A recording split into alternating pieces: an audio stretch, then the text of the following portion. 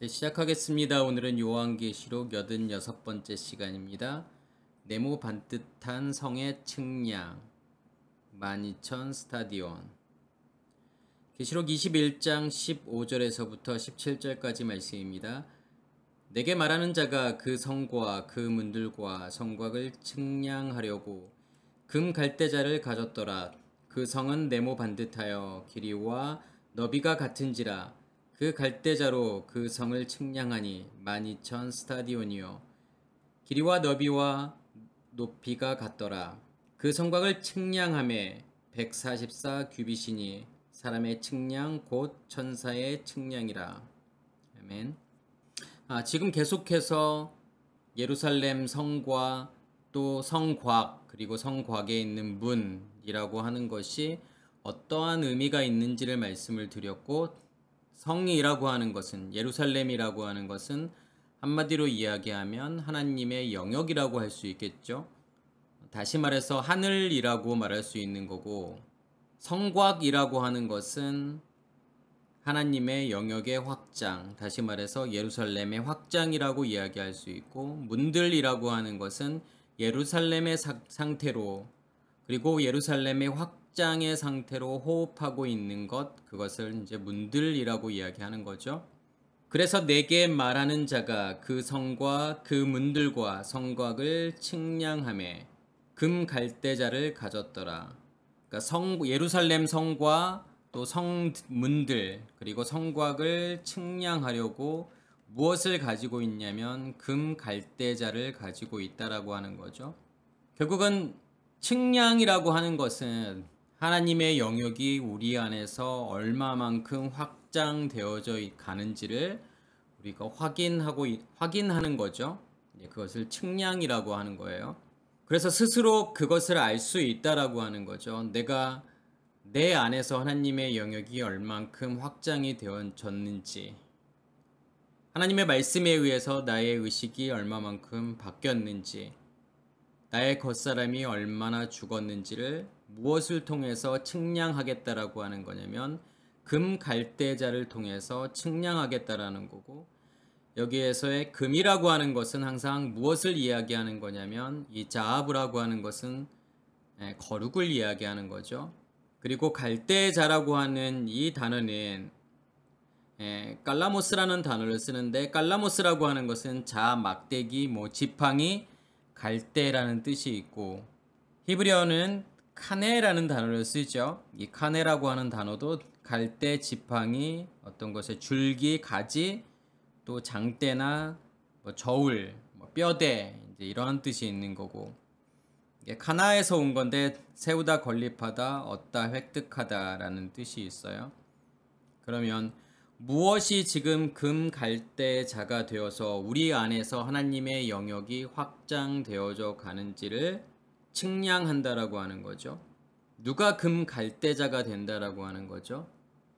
그러니까 아까 거룩을 이야기할 때 이 금이라고 하는 것은 거룩을 이야기하는 거고, 그러면 거룩이라고 하는 단어는 누구에게만 쓸 수 있는 단어냐면 하나님에게만 쓸 수 있는 단어죠. 결국은 내 안에 존재하고 있는 하나님을 통해서, 다시 말해서 예수 그리스도를 통해서 우리 안에 하나님의 영역이 얼마만큼 확장되어져 가고 있는지를 확인할 수 있다라는 거죠. 그걸 통해서 우리에게 보여주시겠다라고 하는 거예요. 그러니까 자기를 드러내시겠다라고 하는 거죠. 그래서 예수 그리스도라고 하는 것은 결국은 무엇을 설명하는 거냐면 첫째 날의 빛과 둘째 날의 말씀, 그것을 성전으로 가져오게 되면 첫째 날의 빛이라고 하는 것은 성소에 있는 7 등불을 이야기하는 거고, 둘째 날의 궁창이라고 하는 말씀의 근원이라고 하는 것은 지성소에 있는 언약궤를 이야기하는 거죠. 그래서 지성소로부터 나오는, 언약궤로부터 나오는 말씀이 기름 부음으로 임해서 우리의 마음 땅에 등불이 꺼지지 않고 타오르고 있을 때 무엇을 보게 되는 거냐면 하나님 자신을 인식하게 되는 거고, 하나님을 경험하게 된다라고 하는 거고, 또한 무엇을 경험하게 되는 거냐면 우리 안에 어두움이라고 하는 것을 인식하게 되는 거고 경험하게 된다라고 하는 거죠. 그것을 우리가 늘 보게 된다라고 하는 거예요. 그래서 과연 우리 안에 이 복음이라고 하는 것은 우리 안에 하나님이라는 존재를 내가 늘 언제나 확증할 수 있느냐의 문제겠죠. 내 안에 하나님께서 계시다라고 하는 것을, 그리고 하나님의 영역이 내 안에서 확장되어져 가고 있음을 모를 수가 없다라고 하는 거예요. 고린도후서 10장 12절 13절에 보면은 우리가 자기를 칭찬하는 어떤 자와 더불어 감히 짝하며 비교할 수 없노라. 그러나 그들이 자기로서 자기를 헤아리고 자기로서 자기를 비교하니 지혜가 없도다. 그러나 우리는 분수 이상의 자랑을 하지 않고 오직 하나님이 우리에게 나누어 주신 그 범위의 한계를 따라 하노니 곧 너희에게까지 이른 것이라. 여기에서 지금 무엇을 이야기하고 있는 거냐면 칭찬이라고 하는 거. 근데 이 칭찬이라고 하는 것을 자기로서 자기를 드러내는, 그러니까 여기에서도 이제 헤아리라고라고 번역이 되어 있지만 헤아리다라는 단어는 메뜨레오라는 단어를 쓰죠. 그래서 측량이라고 하는 거예요. 아까 제가 앞에서 말씀을 드렸던 것처럼 내가 말하는 자가 그 성과 그 문들과 성곽을 측량하려고, 그 단어가 여기에서는 이제 메뜰레오라는 단어를 쓰죠. 이 메뜰레오라는 단어는 재다, 측량하다라는 뜻이죠. 그러면 여기에서의 칭찬이라고 하는 것은 쉰스템이라는 단어를 쓰죠. 이 쉰스템이라고 하는 것은 네오노타, 소개하다, 보여주다, 드러내다라는 뜻이 있어요. 그러면 자랑이라고 하는, 여기서 이제 자기를 칭찬이라고 지금 번역이 되어 있지만 이게 이제 자랑이라고 하는 거고, 무슨 자랑이라고 하는 것은 내 안에 있는 것을 드러내는 것을 자랑이라고 이야기하는 거예요. 그러면서 이 자랑을 어떻게 해야 되는지를 지금 설명하고 있는 거죠. 내가 나를 드러내는 것이 자랑이 아니라 그렇게 자랑하는 것은 지혜가 없는 거라는 거고, 그러니까 지혜가 없다라고 하는 것은 깨닫지 못하는 거고 인식하지 못하는 거고 이해하지 못한다라는 거예요. 누구를 이해하지 못한다라는 거냐면 하나님을 내가 이해하거나 인식하지 못한다라고 하는 거예요.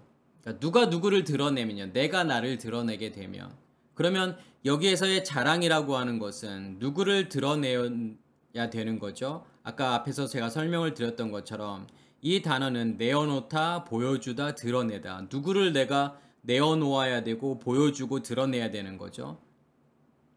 하나님을 내가 내어놓아야 되는 거고 보여줘야 되는 거고 드러내야 되는 거예요. 그것을 성경에서는 자랑이라고 이야기하는 거고, 나를 드러내는 것이 아니라 하나님을 드러내야 된다라고 하는 것을 설명하는 거고, 그래서 그들이 자기로서 자기를 헤아리고, 그러니까 자기로서 자기를 측량한다라고 하는 뜻이고, 또 자기로서 자기를 비교하니, 그러니까 비교한다라고 하는 단어가 쉰크리노라는 단어를 쓰죠. 이 쉰크리노라는 단어는 연결하다, 결합시키다, 비교하다, 설명하다라는 뜻이 있어요.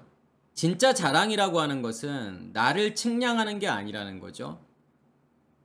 내 자신을 측량해서, 그리고 내 자신을 드러내고 내 자신을 설명하는 게 아니라는 거예요. 그러면 누구를 측량하는 거고 누구와 연결되어서 누구와 결합되어서 누구를 설명하고 누구를 드러내는 거냐면 하나님을 드러낸다라고 하는 거죠. 그래서 자기로서 자기를 헤아리고 자기로서 자기를 비교한다라고 지금 이렇게 번역이 되어 있지만, 자기로서 자기를 드러내는 것이 아니라 내 안에 존재하는 하나님을 드러낸다라고 하는 거고, 그것을 측량하는 거고, 그것을 설명한다라고 하는 거죠. 그게 여기에서 자기로서 자기를 비교한다라고 하는 거예요. 내가 나를 드러내고 내가 나를 설명하는 것은 지혜가 없다라고 하는 거죠. 인식하지 못하고 깨닫지 못한다라는 거고, 결국은 하나님이 내 안에서 측량이 되어야 된다는 거죠. 하나님이 내 안에서 측량이 된다라는 것은 내 안에 하나님의 영역이 측량되어져야 된다라는 거죠. 내 안에 하나님의 영역이 존재하고 있음을, 그리고 그 영역이 내 안에서 확장되어져 감을 인식해야 되는 거고 이해해야 되는 거고 깨달아야 된다라고 하는 거예요. 이제 그것을 여기에서 칭찬이라고 이야기하는 거고 자랑이라고 이야기하는 거죠. 그러나 우리는 분수 이상의 자랑을 하지 않고, 그러니까 분수 이상이라고 하는 것은 어떤 뜻이냐면 아메트로스라는 단어를 쓰죠. 그러니까 아메트로스라는 단어는 아까 제가 메트로스라는 단어는 측정이라고 하는 거고 앞에 알파라고 하는 부정불변사가 붙었죠. 뭐뭐 아니다라는 뜻이에요. 그러면 측정할 수 없는, 그래서 헤아릴 수 없는, 측정할 수 없는 그것을 자랑하지 말라는 거예요. 그 말은 무슨 말이냐면 우리가 아까 자랑이라고 하는 것이 하나님을 드러내는 것을 자랑이라고 말씀을 드렸잖아요. 그러면 어떠한 부분을 우리가 자랑할 수 있다라고 하는 거죠? 내 안에서 측정된 부분만 자랑할 수 있다라는 거죠. 다시 말해서 하나님이라고 하는 존재가 내 안에서 인식되어진 만큼, 경험되어진 만큼 내가 하나님을 드러낼 수밖에 없다라는 거죠. 그러면 하나님께서 내 안에 확장되어 갈수록 내가 하나님을 더 많이 드러내고 더 많이 전하게 되겠죠. 그러니까 그 말은 무슨 말이냐면 내 안에서 하나님께서 더 선명하게 분명하게 인식되면 될수록 내가 하나님을 더 많이 드러낼 수 있다라는 거예요. 그래서 우리는 분수 이상의 자랑을 하지 말고, 그러니까 내가 모르는, 내가 경험되어지지 않는, 내가 내 안에서 인식되어지지 않는 부분은 드러낼 수가 없다라는 거예요. 전할 수 없다라는 거죠. 자랑할 수 없다라고 하는 거예요. 오직 하나님이 우리에게 나누어 주신 그 범위의 한계를 따라서, 그러니까 그 범위의 한계라고 하는 것은, 이 범위라고 하는 것은 메트론이라고 하는, 측량이라고 하는 단어예요. 그러니까 내 안에서 측량되어진 만큼만, 다시 말해서 측량이라고 하는 것은 결국은 확인했다라고 하는 거잖아요. 확인되어진 만큼만, 인식되어지고 깨달아진 그만큼만 전할 수밖에 없고 자랑할 수밖에 없다라는 거죠. 그래서 13절에 우리는 분수 이상의 자랑을 하지 않고 오직 하나님이 우리에게 나누어 주신 그 범위의 한계를 따라 하노니 곧 너희에게까지 이른 것이라. 그래서 17절에 보면 자랑하는 자는 주 안에서 자랑할지니라. 그러니까 주 안에서 자랑한다라고 하는, 그러니까 이 주인이라고 하는 것은 뭐냐면, 그러니까 주인 안에서 자랑한다라고 하는 거고, 결국은 주인 안에서 자랑한다라고 하는 것은 그 주인이 다스리고 지배하는 그 영역까지만 내가 자랑할 수 있다라고 하는 거죠. 그래서 여기서 자랑이라고 하는 것은 내가 가지고 있는 이 세상에 보여지는 어떠한 것들을 자랑하는 것이 아니라 지금 누구를 드러내는 것을 자랑이라고 제가 말씀을 드렸죠. 내 안에 존재하는 그 하나님을 드러내는 것만이 지금 성경에서 자랑이라고 이야기하는 거고, 결론적으로 이야기하면 내가 알 수 없는 부분, 내가 경험되어지고 내가 인식되어지지 않은 부분, 다시 말해서 그것을 측량할 수 없다라고 하는 거죠. 그러니까 측량되어지지 않은 부분은 자랑할 수 없다라는 거예요. 그러면 내가 많은 것을 자랑하고 싶으면, 많은 것을 드러내고 싶으면 내 안에서 하나님의 영역이 확장되어져 가서 그 하나님의 영역이 경험되어지고 인식되어져야 된다라고 하는 거죠. 그래서 그만큼만 우리가 자랑할 수 있다라고 하는 거예요. 그래서 여기에서도 측량이라고 하는 이 단어는 내가 하나님이 인식되어지고 경험되어진다라고 하는 거죠. 그래서 계시록 11장 1절에서 2절에서도 이 갈대라고 하는 단어가 나오죠. 또 내게 지팡이와 같은 갈대를 주며 말하기를 일어나서 하나님의 성전과 제단과 그 안에서 경배하는 자들을 측량하되 성전 바깥 마당은 측량하지 말고 그냥 두라. 이것은 이방인에게 주었은즉 그들이 거룩한 성을 42달 동안 짓밟으리라. 지금 하나님께서 지팡이와 같은 막대기를 주시죠. 그러니까 갈대를 주시죠. 그래서 이 갈대라고 하는 단어가 제가 앞에서 설명을 드렸던 것처럼 금갈대자라고 하는 단어예요. 그런데 이 갈대를 무엇이라고 지금 표현하는 거냐면 지팡이라고 이야기를 하죠. 지팡이라고 하는 이 단어는 마테라는 단어를 쓰는데 이 마테라고 하는 단어는 나뭇가지, 지팡이, 그래서 종족, 지파 이런 뜻이 있고 이게 펼치다, 확장하다라는 뜻이 있어요.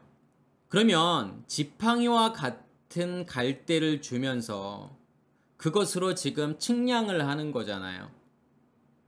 결국 무엇으로 측량할 수밖에 없는 거냐면 내 안에 가지고 있는 것으로 측량할 수밖에 없다라는 거고, 당연히 내 안에 가지고 있다라고 하는 것은 예수 그리스도를 이야기하는 거고 또 하나님 자신을 이야기하는 거죠. 하나님 자신의 그 영역, 하나님이 있는 영역을 하늘이라고 이야기하는 거고 그 하늘의 확장이라고 하는 것으로 내가 하나님을 인식하고 하나님을 경험할 수밖에 없다라는 거고, 그것을 지금 지팡이라고 이야기하는 거고 그것을 갈대라고 이야기하는 거예요.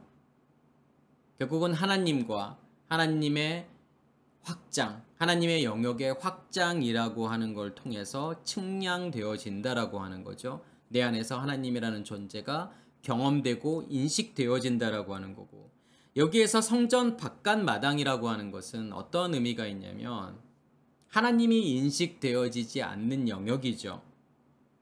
그러면 하나님을 인식할 수 없고 하나님을 경험할 수 없는 영역이라고 하는 것은 그것을 성경은 무엇이라고 이야기하는 거냐면 겉사람이라고 이야기하는 거죠. 선악의 지식의 체계가 만들어 놓은 상태, 영역, 결과물, 이것을 겉사람이라고 이야기하는 거고, 그 영역에서는 하나님을 절대로 경험하고 인식할 수 없다라는 거고, 하나님을 경험하고 인식할 수 없다라고 하는 것은 하나님을 측량할 수 없다라고 하는 거예요. 그래서 어디는 지금 측량을 하지 말라고 이야기하는 거냐면 성전 바깥 마당. 그러면 성전 바깥 마당이라고 하는 것은 결국은 우리의 겉사람의 영역이라고 하는 거고, 그 영역이라고 하는 것은 이방인이라고 이야기하는 거예요. 그래서 우리의 겉사람이라고 하는 것을 성전 바깥 마당, 또 이방인이라고 표현하고 싶은 거예요.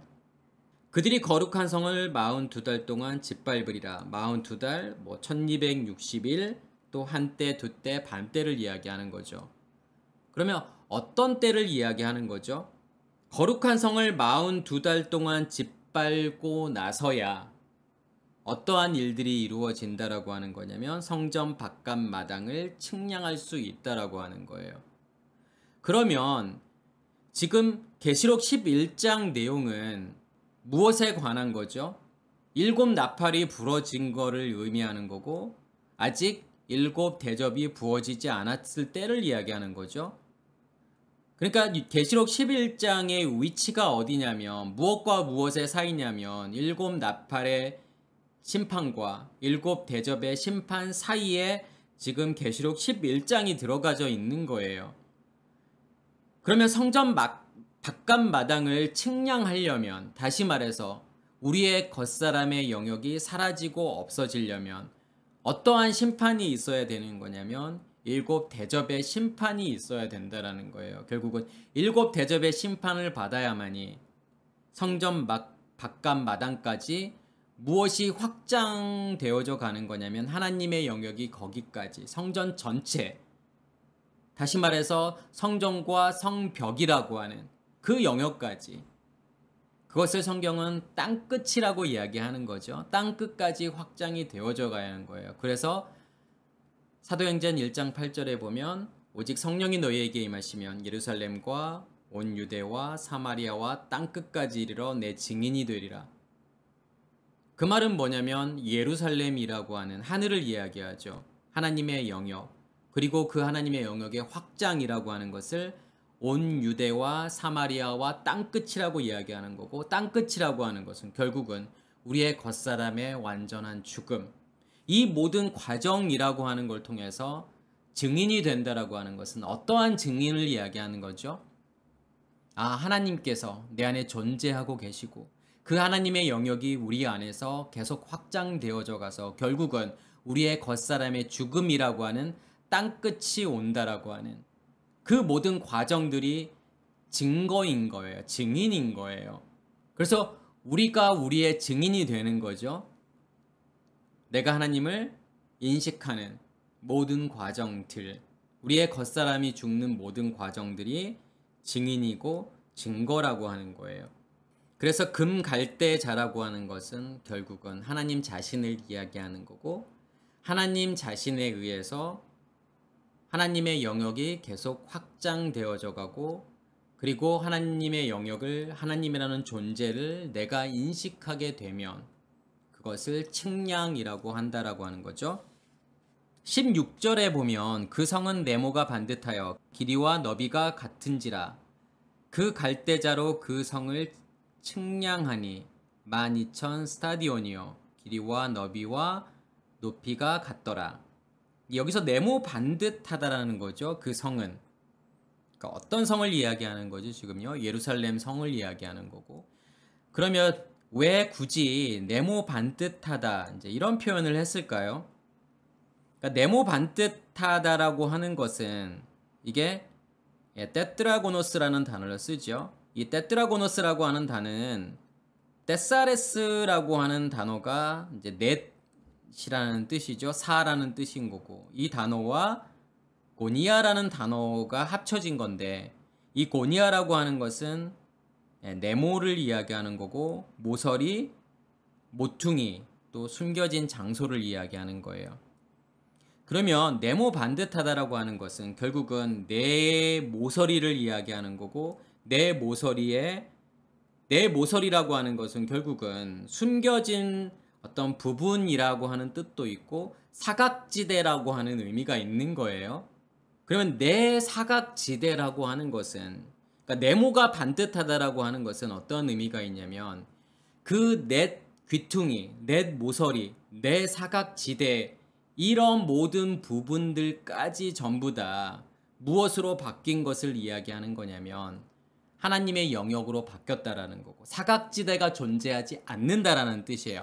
그러니까 숨겨진 장소가 존재하지 않는, 숨겨진 부분이 존재하지 않는, 다시 말해서 어둠이 존재하지 않는 그 상태를 성경에서는 네모 반듯하다라고 이야기하는 거예요. 실제로 예루살렘 성이 정사각형에 우리가 생각하고 있는 그러한 모양이다라고 하는 것을 설명하고 싶은 것이 아니라, 왜냐하면 이 예루살렘 성이라고 하는 것은 어디에 존재하고 있는 거죠? 무엇을 이야기하는 거예요? 앞에서도 말씀을 드렸던 것처럼 하나님 자신, 하나님의 영역을 이야기하는 거예요. 그러면 이 예루살렘 성이 네모 반듯하다라고 하는 것은 하나님의 영역의 확장을 이야기하는 거고, 하나님의 영역이 확장되어져 갈수록 우리는 어떠한 상태가 된다라고 하는 거냐면 네모 반듯한 상태가 된다라는 거예요. 그러니까 네모 반듯한 상태가 된다라고 하는 것은 결국은 사각지대가 존재하지 않는, 숨겨진 장소가 존재하지 않는 하나님으로 충만한 그 상태를 지금 네모 반듯하다라고 이야기하는 거죠. 그래서 하나님의 영역은 당연히 네모 반듯한 거죠. 숨겨진 부분이 없는 거예요. 그래서 하나님께서도 우리 안에 그 예루살렘 성이 네모 반듯한 상태로 있기를 원하시는 거고, 그러면서 길이와 너비가 같은지라, 가로 세로를 이야기하는 게 아니에요. 우리는 정사각형을 네모 반듯하다라고 이야기하잖아요. 그러니까 정사각형이라고 하는 정의가 뭐냐면 내 각이 직각인 거죠. 내 각이 직각이면서 내 변의 길이가 동일할 때, 그러니까 가로 세로가 동일할 때 우리는 그것을 정사각형이라고 이야기를 하죠. 그러면서 여기에서 말하는 길이와 너비라고 하는 것은 가로 세로를 이야기하는 건데, 그러면 뭐가 가로와 세로를 의미하는 걸까요? 우리가 생각하는 그 정사각형에서의 가로와 세로를 말하고 싶은 것이 아니라, 길이라고 하는 것은 뭐냐면 여기서 메코스라는 단어를 쓰죠. 그리고 그러니까 헬라어로는요. 그리고 히브리어로는 오레크라는 단어를 써요. 이게 길이라는 뜻이고, 그다음에 아라크, 길게 하다, 뻗다라는 뜻이 있어요.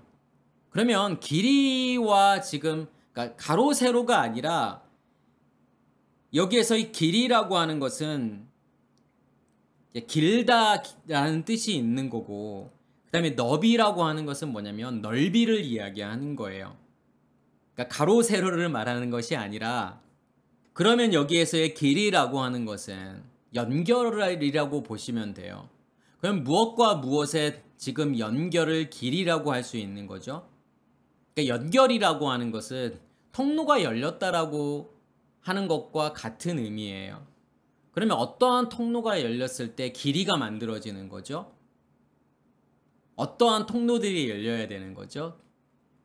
애굽과 광야를 막고 있는 홍해라고 하는 그 통로가 열려야 되는 거고, 또 광야와 가나안을 막고 있는 요단이라고 하는 통로가 열려야 되는 거예요.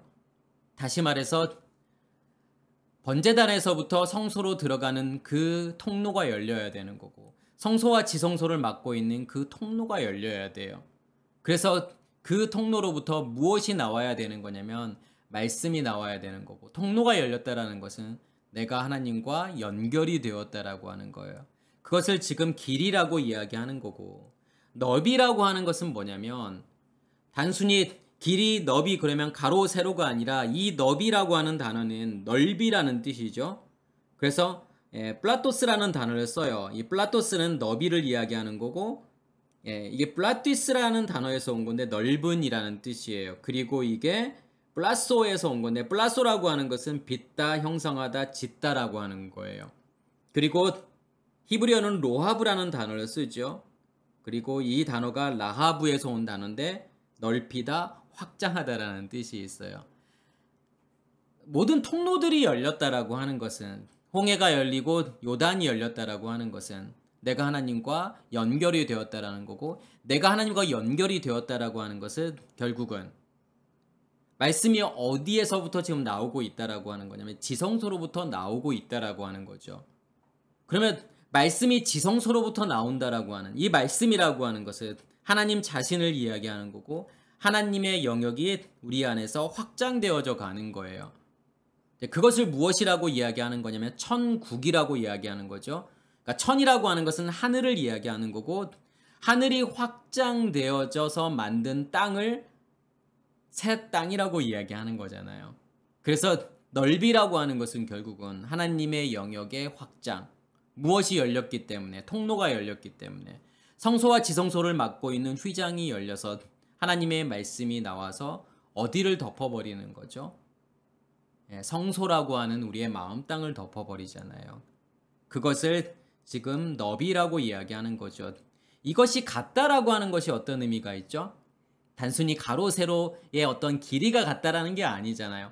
밖에서 어떤 새 예루살렘 성이 내려오게 되고, 그것을 봤더니 가로와 세로와 이러한 가로 세로 길이가 같다라고 하는 것이 아니라, 내가 하나님과 연결되어져서 통로가 열린 만큼, 통로가 열려서 말씀이 나오는 만큼 하나님의 영역이 내 안에서 확장되어져 간다는 거죠.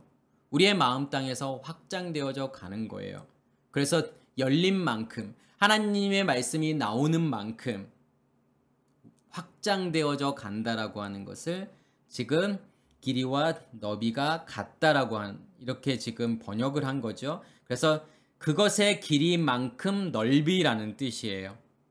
그래서 스가랴서 2장 1절에서부터 13절까지의 내용을 보면 이게 8가지의 환상이 나오잖아요. 스가랴서에 보면요. 그래서 이게 세 번째 환상이에요. 그래서 제가 유튜브에 올리지는 않지만 지금 스가랴서를 계속 하고 있잖아요.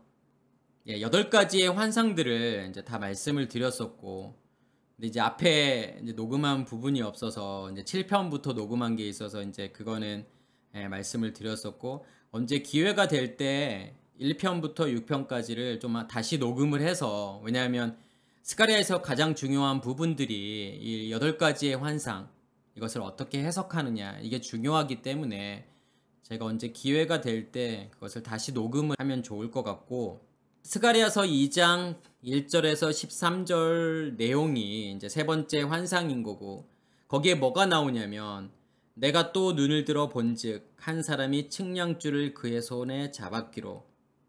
그러니까 측량줄이라고 하는 것도 하나님과 우리와의 연결이라고 보시면 되고, 내가 어디로 가느냐 물은즉 그가 내게 이르되 예루살렘을 측량하여. 그러니까 여기서도 예루살렘을 측량한다라고 하는 표현을 하잖아요. 그러니까 예루살렘을 측량한다라고 하는 것은 예루살렘이라고 하는 것이 내 안에서 존재하고 있다라는 거고 그것이 내 안에서 인식되어지고 경험되어지는 거죠. 그래서 측량한 만큼 인식되어지고 경험한 되어진다라고 하는 거고 그 너비와 길을 보고자 하노라 하고 말할 때 이르되 너는 달려가서 그 소년에게 말하여 이르기를 예루살렘은 그 가운데 사람과 가축이 많으므로 성곽 없는 성읍이 될 것이라. 그러니까 아직은 성곽이라고 하는 것은 예루살렘 성의 확장이라고 하는 거죠. 아직은 예루살렘 성이 확장되어지지 않았다라는 거예요. 어떠한 상태이기 때문에 사람과 가축이 많다라고 하는 것은 가축이라고 하는 이 베헤마라고 하는 단어는 여섯째 날에 나오잖아요. 여섯째 날에 지금 짐승들을 이야기하는 거고 그 여섯째 날에 짐승으로 존재하고 있는 지금 사람 아담을 이야기하는 거예요. 그래서 아담이라고 하는 단어는 일곱 날의 모든 창조의 과정들을 다 뭐라고 이야기할 수 있는 거냐면 아담이라고 할 수 있는 거고 우리는 말씀 가운데에서 지금 몇째 날의 아담을 이야기하고 있는지를 보셔야 돼요. 그래서 그 아담들을 때로는 무엇으로 설명하고 있는 거냐면 바닷짐승으로도 설명하고 있는 거고 땅의 짐승으로도 설명하고 있다라는 거죠. 여전히 아직은 땅의 짐승의 상태이기 때문에 성곽이 존재하지 않는다라는 거예요.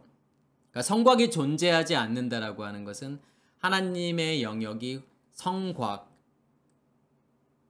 그렇게 만들어지지 않았다라는 거죠. 다시 말해서 쉽게 말하면 우리의 겉사람이 완전히 죽지 않았다라고 하는 거고 여호와의 말씀에 내가 불로 둘러싼 성곽이 되며 그 가운데에서 영광이 되리라. 결국은 하나님께서 어떻게 하시겠다라는 거죠? 불로 둘러싼 성곽을 만드시겠다라는 거예요. 지성소로부터 나오는 말씀이 기름 부음으로 임해서 내 안에 마음 땅에 타고 있는 일곱 등불이 내 안에서 계속 확장되어져 가서 뭘 만든다라고 하는 거죠. 성곽을 만들겠다라는 거죠. 하나님의 영역을 완성하겠다라는 거예요. 그래서 그 가운데에서 영광이 되리라. 영광이라고 하는 것은요. 뭐가 영광이죠? 하나님의 영역이 확장되어져 간 만큼만 영광이라는 거죠. 빛이 존재하고 있는 영역. 그러면 내 안에서 빛이 계속 확장되어져서 어두움을 몰아내면 몰아낼수록 어두움이라고 하는 것이 사라지면 사라질수록 그것을 무엇이라고 이야기하는 거냐면 영광이라고 이야기하는 거예요. 그러니까 어두움이 사라진다라고 하는 것은 결국은 우리의 겉사람의 죽음을 이야기하는 거고 십자가의 죽음을 이야기하는 거고 율법이 사라지고 없어짐을 이야기하는 거죠. 결국은 내가 죽으면 죽을수록 하나님은 드러나게 되어 있는 거고 하나님이 드러난 만큼 그것을 영광이라고 이야기한다라는 거고 누가 하시겠다라는 거죠? 하나님께서요.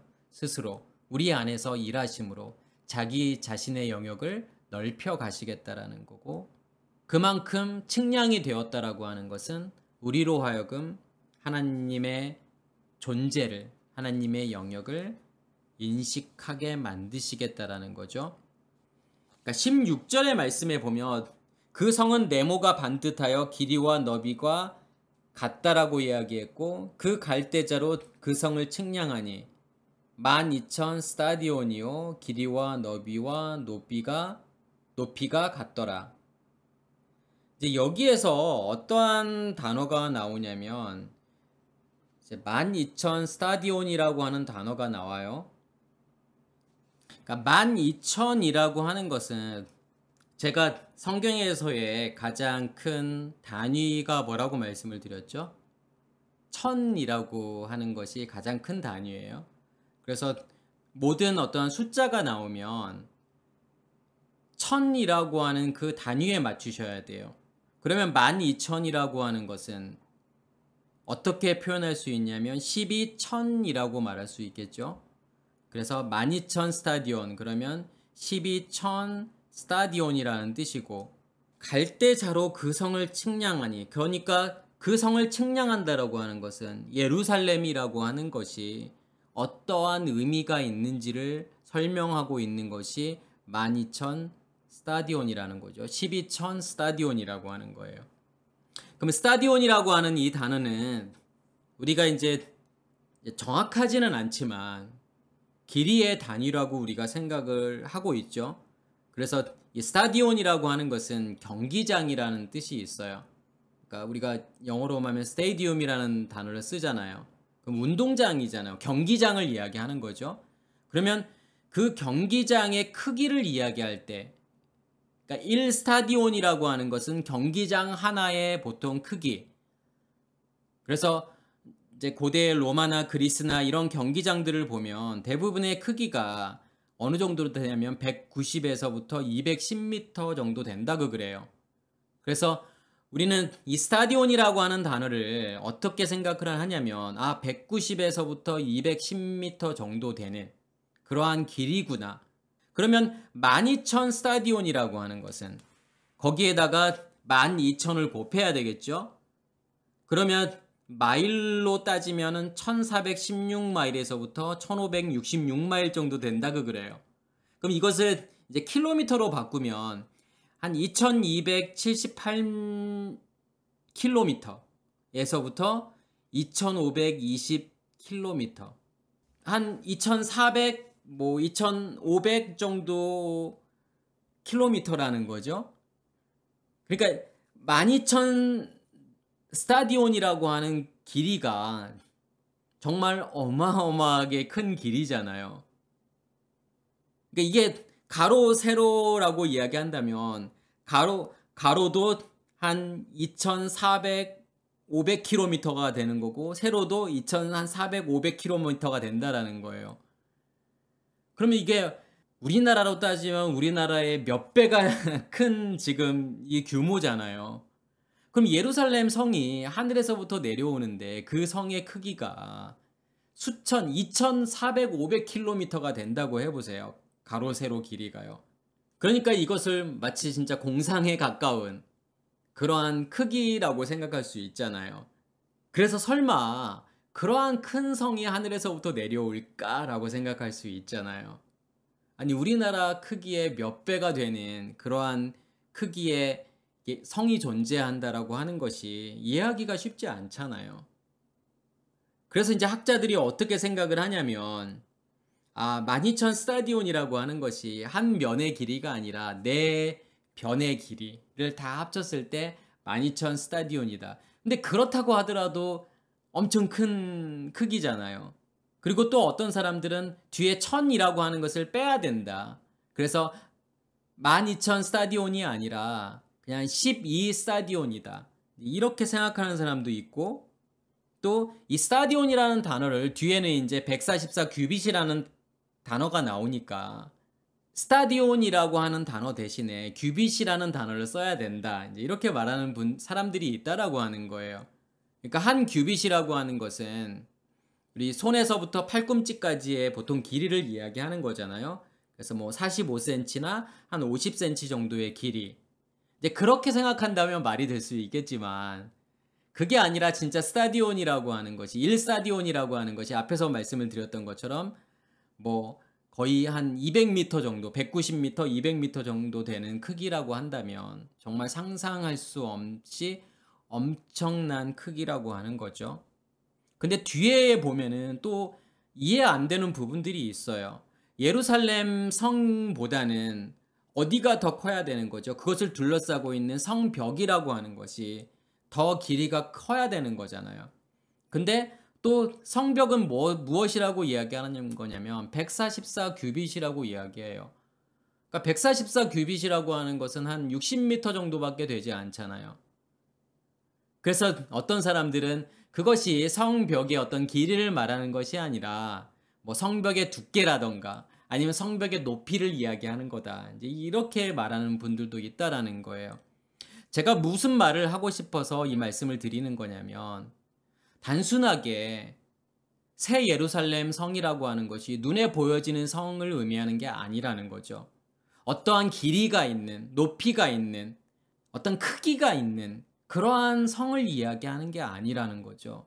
그래서 이 예루살렘 성이라고 하는 것은 어디에 존재하고 있는 거냐면 우리 안에 존재하고 있다라는 거고, 결국은 12,000 스타디온이라고 하는 것은 측량할 수 없는 우리가 가지고 있는 길이의 단위로 측량할 수 있는 그런 것을 말하고 싶은 것이 아니라 그 12천이라고 하는 12천 스타디움이라고 하는 이 단어 속에 어떠한 의미들이 있다라고 하는 거죠. 그러면 그 의미가 무엇인지를 우리가 이해하면 되겠죠. 그러면 아까 제가 12,000 스타디움이라고 하는 것은 12,000이라고 하는 것은 결국은 12천이라는 거고 10이라고 하는 것은 성경에서의 어떤 것을 의미하는 거냐면 아들들을 의미하는 거죠. 아들의 숫자. 그래서 야곱의 12아들이라던가 또 예수의 제자들 또 사도들을 의미할 때 우리는 12이라고 하는 것을 쓰잖아요. 12지파. 그러면 그것이 의미하는 것이 결국은 아들이라고 하는 거고 아들이라고 하는 것은 생명을 가지고 있다라고 하는 거잖아요. 그래서 그 생명, 하나님의 생명을 가지고 있을 때 그것을 뺀 아들이라고 이야기하는 거고 결국은 그 12과 1000이라고 하는 것은 완성을 이야기하는 거예요. 그래서 히브리어의 첫 번째 자음이 알레프잖아요. 그럼 알레프라고 하는 이 자음은 1이라는 뜻이 있고 숫자값이 1000이라고 하는 뜻이 있어요. 그럼 알레프부터 시작해서 타부까지 마지막 자음인 타부까지 그리고 결국은 무엇으로 완성이 되는 거냐면 알레프로 완성이 된다라고 하는 거죠. 그래서 1000이라고 하는 것은 완성이라고 하는 의미가 있는 거예요. 앞에서도 이야기했던 것처럼 1000년 동안 그리스도와 함께 있는 그것을 이야기할 때도 이제 1000이라고 하는 단어를 쓰잖아요.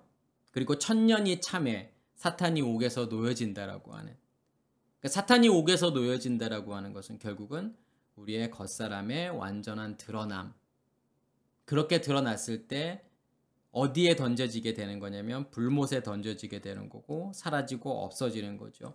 결국은 12천이라고 하는 것은 아들들의 완성을 의미하는 거고 이 스타디온이라고 하는 단어는 히스템이라고 하는 단어에서 온 거고 히스템이라고 하는 단어는 놓다, 두다, 세우다, 확실히 고정하다라는 뜻이 있어요.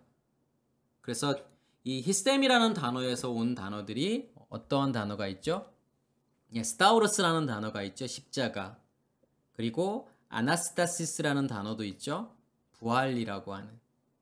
그리고 스타디온이라는 이 단어도 마찬가지로 다 히스템이라는 단어에서 온 거예요. 결국은 예수의 십자가의 죽음, 우리의 겉사람의 죽음, 그리고 우리의 부활이라고 하는 그러니까 부활이라고 하는 것은 무엇이 우리 안에 존재하게 된다는 거죠. 내가 예수와 함께 십자가의 죽음을 죽고 그 생명이 내 안에 심겨지는 그 부활 그리고 십자가의 죽음 그리고 아들의 완성이라고 하는 이 모든 것들을 다 설명하고 있는 거예요. 그래서 아까 히스템이라고 하는 단어가 놓다, 두다, 세우다, 확실히 고정하다. 결국은 12천이라고 하는 것으로 우리 안에서 하나님이라는 존재가 확실히 세워졌을 때 그것을 12,000 스타디온, 12,000 스타디온이라고 이야기하는 거예요. 그래서 넓이와 여기선 길이와 너비와 높이가 같더라 이렇게 표현을 하고 있는 거고 제가 아까 길이라고 하는 것은 통로가 열리는 거라고 말씀을 드렸고 넓이라고 하는 것은 하나님의 영역의 확장이라고 제가 말씀을 드렸고 그러면 높이라고 하는 것은요. 휩소스라는 단어를 쓰죠. 그리고 히브리어에서는 코마라는 단어를 쓰는데 이게 크기, 어떤 높이를 이야기하는 거고 쿰이라고 하는 단어에서 온 거예요. 쿰이라고 하는 것은 일어나다, 성장하다, 부유해지다, 견고히 서다라는 뜻이 있어요. 그러면 내 안에서 길이와 너비가 의미하는 것이 하나님의 영역이 확장이 되어지는 거고 하나님의 영역이 확장되어져 갈수록 무엇이 바뀌게 되는 거죠? 우리의 의식이 바뀌게 되는 거죠. 우리의 선악의 의식의 체계가 죽게 되고 하나님의 말씀이 하나님의 의식이 우리를 지배하는 상태 그것으로 내가 살아가는 그것이 만들어 놓은 하나님의 질서 체계가 만들어 놓은 의식으로 의미들로 살아가는 존재 그것을 높이라고 이야기하는 거예요. 그러니까 우리의 의식이 바뀌게 된다는 거죠. 하나님의 영역이 내 안에서 확장되어져 가면 갈수록 우리의 의식이 바뀌게 되는 거, 그것을 성경에서는 높이라고 이야기하는 거고, 길이와 너비와 높이가 같다라고 하는 것은 단순하게 정육면체를 말하는 게 아니에요. 그러면 길이와 너비와 높이가 같다라고 하는 것은요, 그러니까 그게 정육면체라고 하더라도 그러면 그게 무슨 의미가 있느냐 이거예요. 어떠한 의미로 지금 정육면체라는 것을 사용하느냐 이거죠. 아까 제가 길이와 너비가 동일하다라고 하는 것은 통로가 열린 만큼, 말씀이 나오는 만큼 하나님의 영역이 확장되어져 가고, 하나님의 영역이 확장되어져 가는 만큼 내가 죽는다라는 거죠. 우리의 의식이 바뀌게 된다라는 거예요. 그것을 길이와 너비와 높이가 같다라고 이야기하는 거예요. 다시 한번요. 통로가 열린 만큼, 하나님의 말씀이 나오는 만큼 하나님의 영역이 확장되어지고, 하나님의 영역이 확장되어진 만큼 나는 죽게 된다라는 거죠. 다시 말해서 우리의 의식이 바뀌게 된다라는 거예요. 내가 하나님의 의식으로 살게 된다라고 하는 거예요. 이것이 12,000 스타디온이 길이와 너비와 높이가 같다라고 하는 거고, 에베소서 3장 17절에서부터 18절까지 말씀은 믿음으로 말미암아 그리스도께서 너희 마음에 계시게 하시옵고, 너희가 사랑 가운데에서 뿌리가 박히고 터가 굳어져서 그 너비와 길이와 높이와 깊이가 어떠함을 깨달아 하나님의 모든 충만하신 것으로 너희에게 충만하게 하시기를 구하노라. 여기에서도 너비와 길이와 높이라고 하는 단어가 나오죠. 그래서 여기에서 나오는 너비와 길이와 높이라고 하는 것이 오늘 본문에 나오는 말씀과 동일하다라고 하는 거고, 그래서 17절에 보면 믿음으로 말미암아, 그러니까 믿음이라고 하는 것의 주체는 예수 그리스도를 이야기하는 거잖아요. 그래서 예수 그리스도를 통해서 그리스도께서 너희 마음에 계시게 하시옵고, 그리스도께서 너희 마음에 계시다라고 하는 것은 그리스도께서 우리의 마음을 지배하게 된다라고 하는 거죠. 누구를 통해서요? 다시 말해서 이 믿음이라고 하는 것은 예수 그리스도, 다시 말해서 첫째 날에 등불, 빛을 이야기하는 거고, 둘째 날에 말씀의 근원, 궁창을 이야기하는 거잖아요. 그래서 그렇게 해서 만들어진 씨 가진 열매라고 하는 그것을 우리는 무엇이라고 이야기하는 거냐면 믿음이라고 이야기하는 거고, 그 믿음이 내 마음을 덮어버리는 것을 그리스도께서 너희 마음에 계시게 하시옵고라는 거예요. 그래서 우리가 자기 확신을 믿음이라고 이야기하지 않잖아요. 그럼 어떻게 해야 믿음으로 그리스도께서 우리 마음에 계시게 할 수 있을까요? 뭘 해야 될까요? 그러면 그 믿음이 단단해지기 위해서 뭘 하라는 소리가 아니에요. 너희가 성경을 많이 읽어, 큐티를 많이 해, 예배를 많이 참여해, 기도를 많이 해 라고 하는 게 아니에요. 하나님이 내 안에 존재하게 되면 그 하나님의 영역이 내 안에서 넓어져서 우리의 마음을 지배하게 된다라고 하는 거죠. 그러면 너희가 사랑 가운데에서, 사랑 안에서 뿌리가 박히고 터가 굳어져서, 그러니까 뿌리가 박힌다라고 하는 것은, 뿌리가 내린다라고 하는 것은 땅 속에 있는 무엇을 끌어올리게 되는 거죠. 영양분을 끌어올리게 되고 물을 끌어올리게 되잖아요.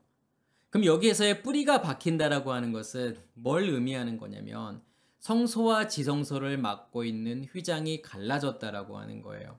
그러니까 네 가지 밭의 비유에서도 두 번째 밭이 돌밭이잖아요. 돌밭에는 뿌리가 내릴 수가 없잖아요. 돌 때문에요. 그 말은 무슨 말이냐면 성소와 지성소를 막고 있는 휘장이 갈라져야 되는데 그게 갈라지지 않아서 지성소로부터 나오는 말씀을 공급받지 못한다라는 거예요. 여기에서도 마찬가지죠. 뿌리를 박는다라고 하는 것은 성소와 지성소의 휘장이 갈라져서 지성소로부터 나오는 말씀을 먹고 있는 거구나. 거기서 말씀이 나오고 있는 거구나. 그래야만이 터가 굳어진다라고 하는 것은 여기에서는 세우다, 기초를 두다, 굳게 세우다라는 뜻이에요. 거기서부터 말씀이 나와야만이 무엇이 된다라는 거죠? 씨 맺는 채소가 되고 채소에서 나무가 되어야 되는 거예요. 씨 가진 열매 맺는 나무가 된다는 것은 나무는 옛즈 단단하다라는 뜻이에요. 그게 여기에서 말하는 뿌리가 박히고 터가 굳어졌다라는 거죠. 뭐 안에서요? 사랑 안에서요. 사랑이라고 하는 것은요. 그러한 상태로 하나님의 드러나심을 사랑이라고 이야기하죠. 우리 안에 믿음이 존재하고 있다면, 우리 안에 예수 그리스도가 존재하고 있다면, 우리 안에 씨 가진 열매가 존재하고 있다면 누가 드러날 수밖에 없는 거냐면 하나님이 드러날 수밖에 없는 거고, 그 하나님의 드러나심이라고 하는 것을 우리는 사랑이라고 이야기하는 거예요. 그래서 믿음, 소망, 사랑, 그 중에 제일은 사랑이라고 하는 것은 결국은 믿음이라고 하는 걸 통해서, 예수 그리스도를 통해서 하나님이 드러나게 되는 거고, 그건 무엇으로 완성이 되는 거냐면 그 사랑으로 완성이 된다라고 하는 거죠. 그래서 17절에 나오는 이 말씀, 사랑 가운데서 뿌리가 박히고 터가 굳어져서, 그것이 설명하는 것이 너비와 길이와 높이라는 거잖아요. 하나님의 영역이 확장되어져서 우리의 의식이 바뀌게 되는 거. 우리의 의식이 바뀌어야만이 그게 터가 굳어진다라고 이야기하는 거고, 굳게 세워진다라고 하는 뜻이죠. 그리고 여기에서 깊이라고 하는 단어가 나오잖아요. 이게 바토스라는 단어를 쓰는데, 깊음. 또 이 단어는 극심한 가난이나 부유함을 이야기하는 거예요.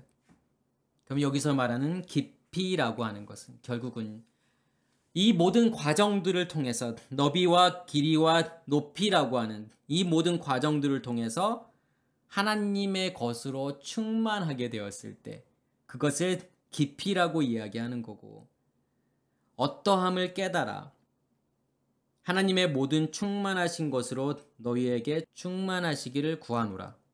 그럼 여기에서의 하나님의 모든 충만하심이라고 하는 것이 결국은 너비와 길이와 높이와 깊이를 의미하는 거죠. 이걸 통해서 결국은 하나님의 것으로 충만해져야 되는 거고, 너희에게 충만하게 하시기를 구하노라. 이해가 되시죠? 너비와 길이와 높이, 그리고 깊이라고 하는 것이 결국은 하나님의 충만함을 이야기하는 거라는 거예요.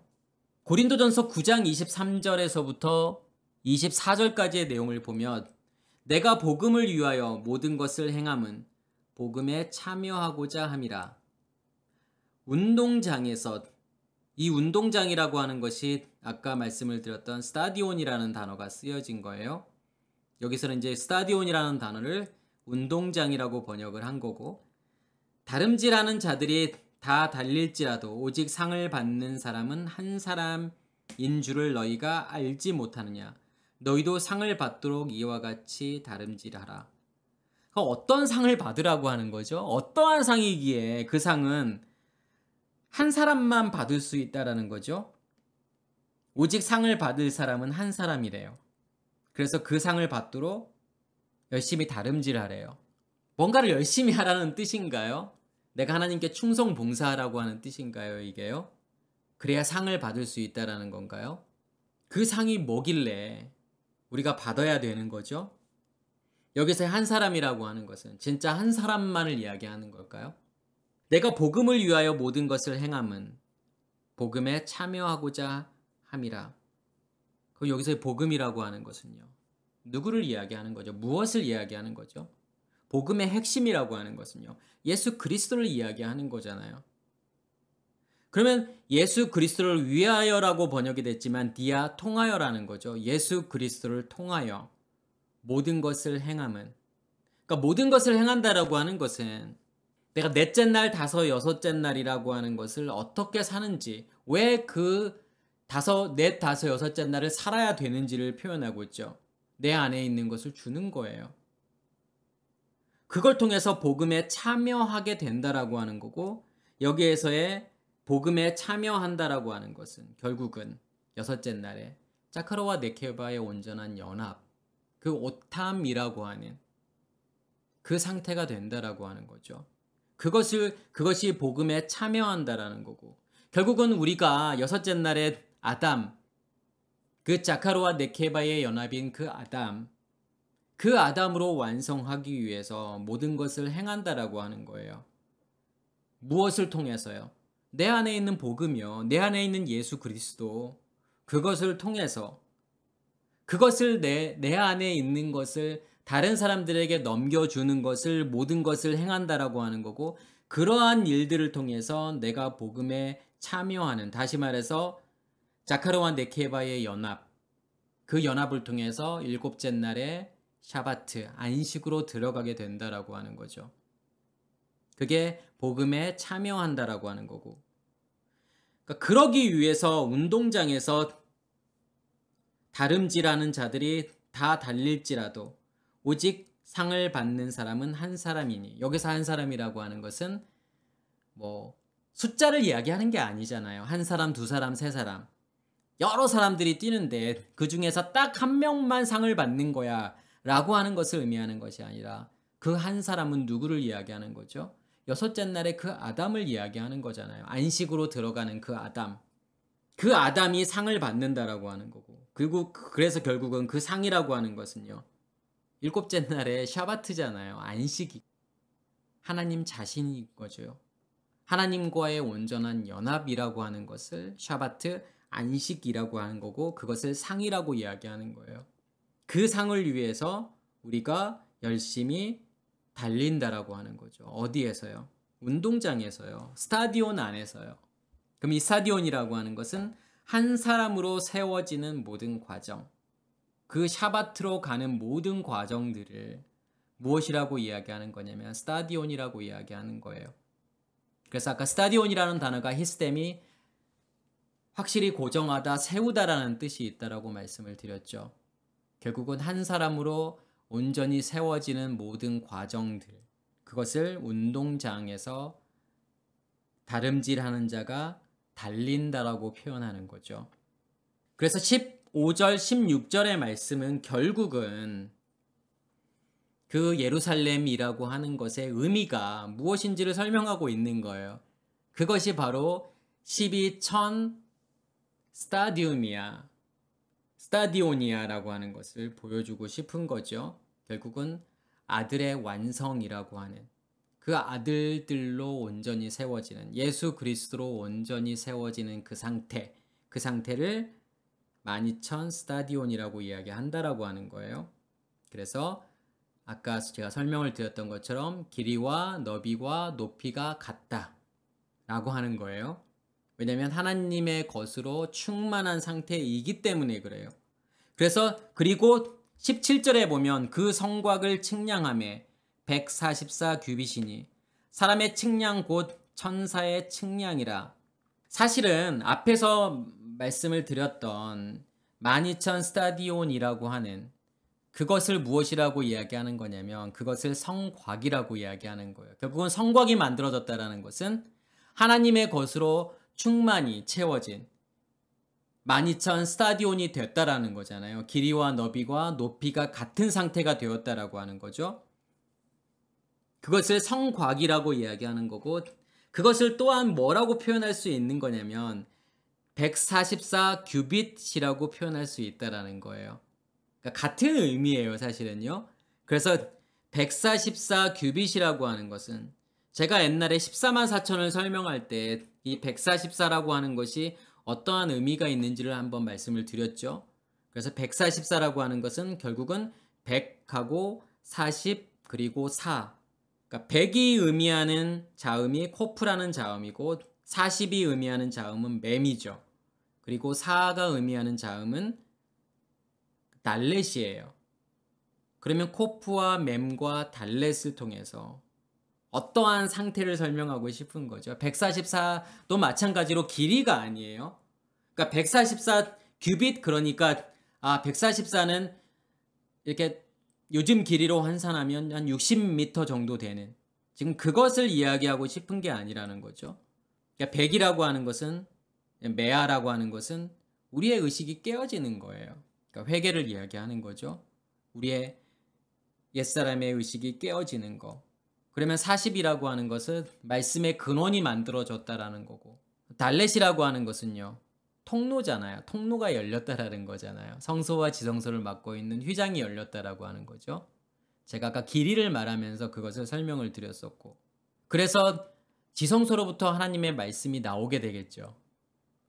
그래서 14만 4천을 설명할 때 제가 뭐라고 말씀을 드렸냐면, 요단을 건너기 위해서 준비된 자들, 그리고 요단을 건넌 자들, 그들을 14만 4천이라고 말씀을 드렸잖아요. 144천이잖아요. 그게요. 여기에서도 144 규빗이라고 하는 거. 그러니까 규빗이라고 하는 단어가 아마라는 단어를 써요. 이 아마라는 단어는 팔뚝 또 규빗이라는 뜻이고, 이게 M이라고 하는, M은 어머니를 이야기하는 거잖아요. M이라고 하는 단어에서 온 건데, 그럼 뭐가 M이냐 이거예요. 성경에서 아버지와 어머니를 가지고서 복음을 설명하죠. 그것을 부모라고 이야기하는 거고. 그래서 부모를 공경한다라고 하는 것은, 그러니까 아버지라고 하는 것은 가장을 이야기하잖아요. 집에서의 가장, 집에서의 어떤 근원, 근간, 뼈대를 이야기하는 거잖아요. 그러면 우리 안에 존재하고 있는 하나님의 의식의 체계, 다시 말해서 그것을 생명나무라고 이야기하는 거고, 그것을 아버지라고 이야기하는 거고, 그리고 어머니라고 하는 것은요, 엠미라고 하는 것은요, 집 안에 모든 일들을 누가 하죠? 어머니가 하잖아요. 그 말은 무슨 말이냐면, 그 집안의 뼈대가 만들어지고 거기에 살이 만들어지는 것을, 살이 붙는 것을 어머니라고 이야기하는 거예요. 그래서 하나의 집을 완성하는 거예요. 아버지와 어머니를 통해서요. 그리고 누구로 완성이 되죠? 아버지로 완성이 되죠. 마치 뭐와 같은 거냐면, 아브라함이라고 하는 뼈대, 그러면 그 아들들이라고 하는 것은 결국은 그 뼈대에 붙어있는 살들을 의미하는 거잖아요. 결국은 무엇을 완성하는 거죠? 아브라함을 완성하잖아요. 그래서 아버지는 뼈대이고 어머니는 거기에 붙어있는 살이라고 생각하시면 되고, 그래서 부모를 공경하는 것은 결국은 뼈대와 살이 붙어서 그 성전 안에, 집 안에 아버지와 어머니로 충만하게 되었을 때, 그게 카보드잖아요. 카보드라는 단어는 카바드, 무겁다라는 뜻이니까. 아버지와 어머니로 충만한 상태가 부모를 공경하는 상태지요. 여기서도 마찬가지로 14만 4천이라고 하는 통로가 열려서 하나님의 말씀이 나와서 그 말씀이 우리 안에 충만하게 되었을 때 그것을 규빗이라고 이야기하는 거고, 그것을 사람의 측량 곧 천사의 측량이라고 이야기를 하죠. 그러니까 누가 지금 측량한다라고 하는 거죠? 사람, 천사. 그럼 여기서의 사람이라고 하는 것은 앞에서 말씀을 드렸던 것처럼 여섯째 날에 자카르와 네케바, 그리스도의 연합인 그 아담의 상태로 측량한다라는 거죠. 그리고 여기에서도 천사의 측량, 천사라고 하는 것은 하나님의 말씀, 그 말씀에 의해서 측량되어진다라는 거죠. 아담이라고 하는 것에 의해서. 그러니까 아담이라고 하는 것은 사실은 어떻게 보면 믿음의 모든 과정들을 다 아담이라고 이야기하는 거예요. 근데 그 모든 과정들의 핵심은 말씀인 거고, 결국은 하나님의 말씀이 무엇을 측량하는 거죠?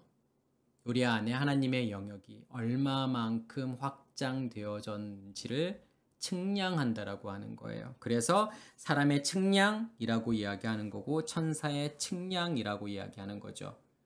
그래서 지난 시간도 마찬가지고 오늘도 그 성이라고 하는 것이, 예루살렘 성이라고 하는 것, 그것의 확장과 어디까지요? 성벽을 만드는, 거기까지 확장된다라고 하는 것이 무슨 의미가 있는지, 그것을 지금 12,000 스타디온으로, 그리고 144 규빗으로 설명하고 있다라고 하는 거죠. 단순하게 앞에서도 말씀을 드렸던 것처럼 눈에 보여지는, 우리가 알고 있는, 우리가 흔히 쓰고 있는 어떤 그런 길이를 재는, 길이를 측량하는 그런 것을 말하는 게 아니라는 거예요. 그래서 밖에서 무엇을 찾게 되면, 이 모든 말씀들의 답을 밖에서 찾게 되면 절대로 이해할 수 없는 말씀이 되는 거지만, 그 답이 우리 안에 있다라고 하는 거고, 그 예루살렘 성이 우리 안에 존재하고 있는 사람들은 알게 된다라는 거예요. 하나님의 영역이 우리 안에서 확장되어져 가고 있구나. 이것을 측량한다라고 하는 것은 알 수밖에 없다라는 거예요. 모를 수가 없다라는 거예요. 그래서 이러한 일들이 우리 안에서 온전히 이루어지기를 간절히 소원합니다. 마치겠습니다.